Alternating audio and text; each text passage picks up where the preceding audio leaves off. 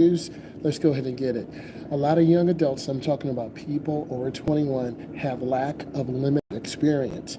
When they were in their late teens, possibly because of COVID or financial costs or family issues, they did not take driver's ed. So there's a limited or insufficient experience behind the wheel. That can cause a lot of anxiety. Next, fear of an accident. I'm a state certified driving instructor. Every time I get in a car, there could be a possibility of an accident. So I want to be mindful and be safe and avoid a car, C-A-R, accident, A-C-C-I-D-E-N-T, and the potential consequences. The worst consequence could be death. Next, there's traffic congestion. Whenever you live in a huge metropolitan area, Houston, Detroit, Chicago, downtown Los Angeles, you're going to have high volumes of traffic. Dealing with heavy traffic and congestion can be overwhelming and extremely stressful. Next, fear of getting lost. I teach teens and adults. They, meaning the young drivers, don't know how to drive home. They don't understand landmarks. They don't understand north, south, east, and west. They don't understand cardinal directions. Next, pressure from others. This could be a mom. This could be a dad. This could be an older sister or brother. This could even be the driving instructor. You have to be mindful, and you have to have your kid, K-I-D, gloves, G-L-O-V-E-S. You have to have your kid gloves on to support young drivers. I'm talking right now. See me after. See me after, and I will take care of it.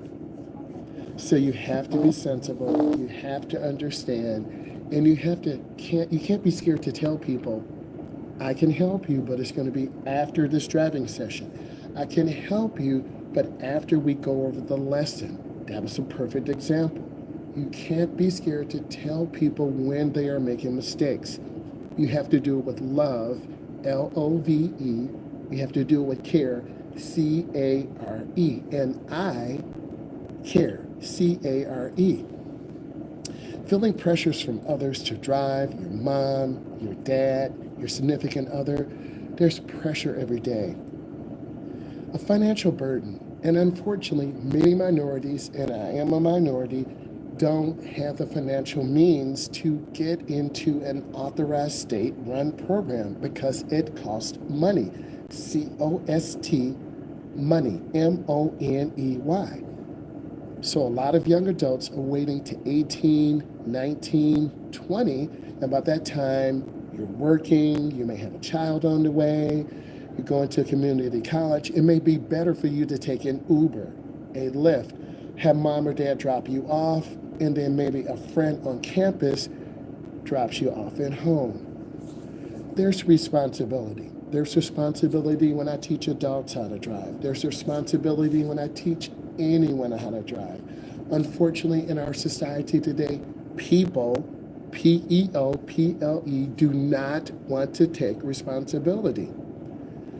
So as a result, the perceived responsibility of control of a potential dangerous machine is overlooked.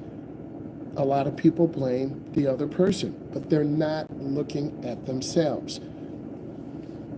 Fear of breaking traffic rules, worrying about the unavoidable breaking traffic laws, running a yellow light, not signaling to make a right turn, not knowing how to parallel park, parking on the curb, which will get a ticket. You've got to be 12 inches or less,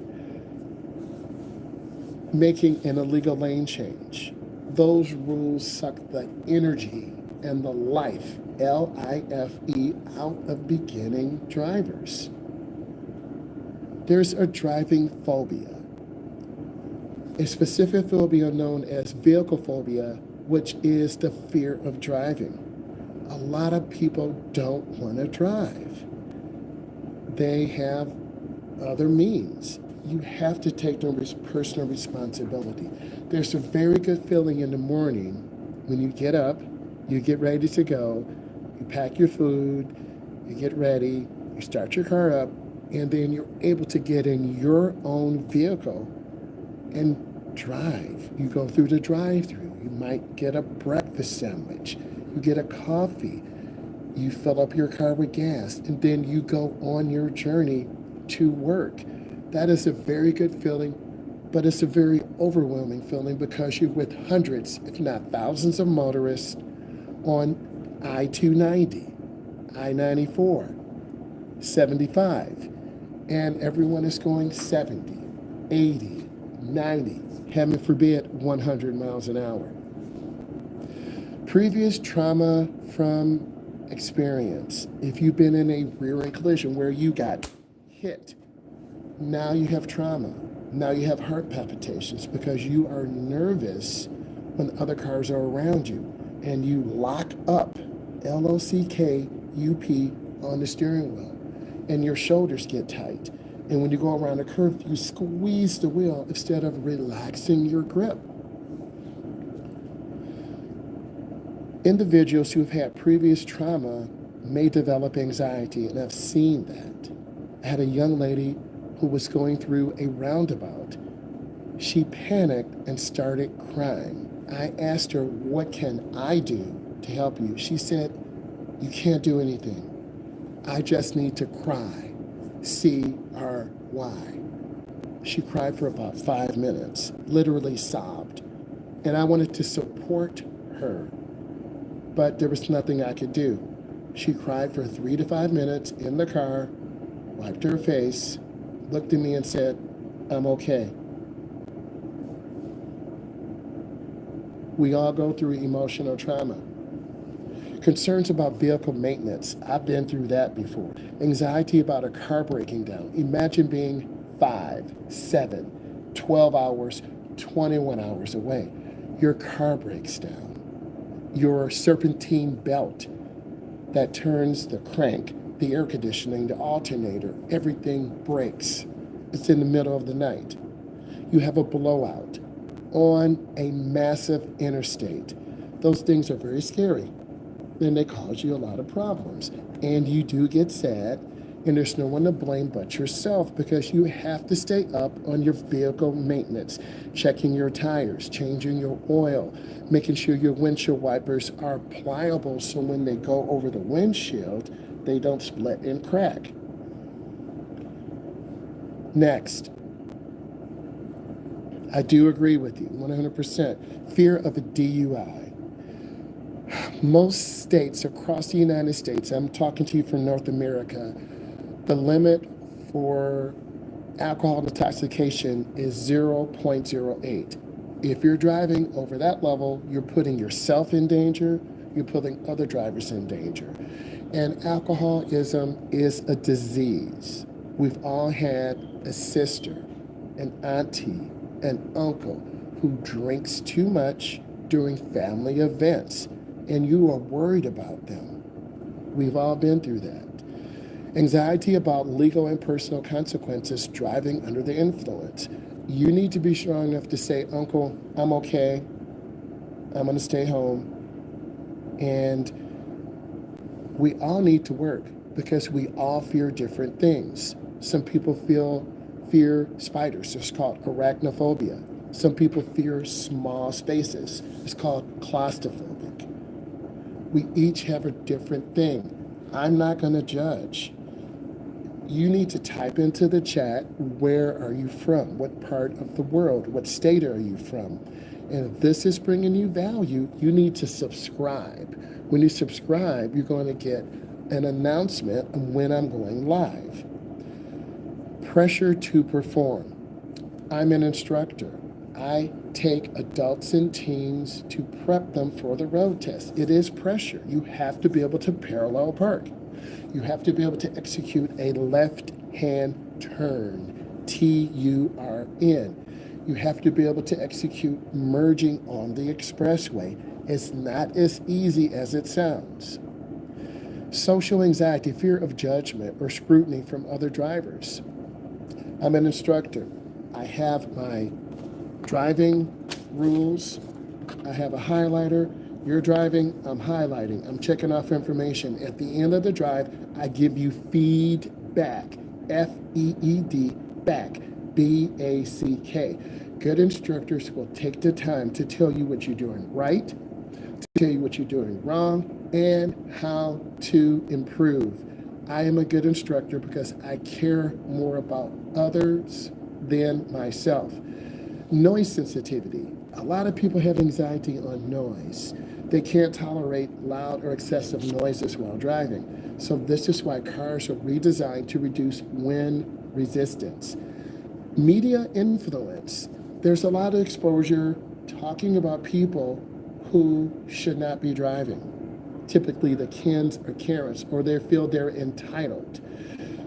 Driving is a privilege, not a right. R-I-G-H-T. And that right can be taken away if you break the rules. It's called a driver re-eval. Exposure on media depicting negative driving experience can contribute to anxiety. They've been young adults killed who are showing off, doing videos, and they crash. Health concerns.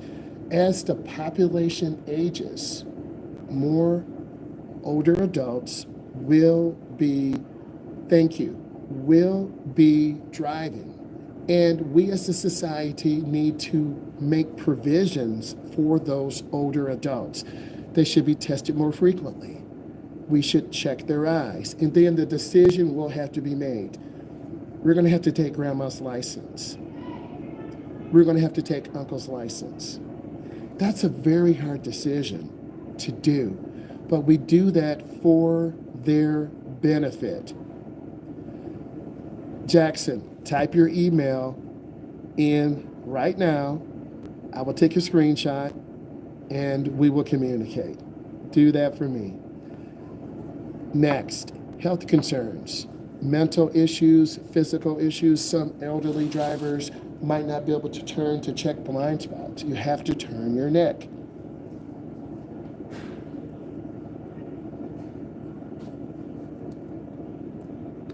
Fear of aggressive drivers. The world is full of aggressive drivers. Drivers are not patient.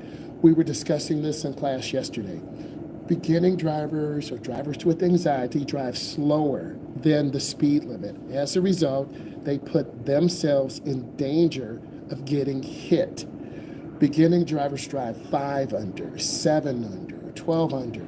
We become the danger. We become the problem. As an instructor, I tell my students, I need you to keep up with the flow, F-L-O-W, of traffic. As a result, you stare down at the speedometer. Don't stare at the speedometer. Look ahead and aim high. Pressure to own a car. A car is very expensive. The insurance, maintenance, repairs. A lot of drivers think I could just drive the car. It is not the case. You have to take care of your car. Distractions. Anxiety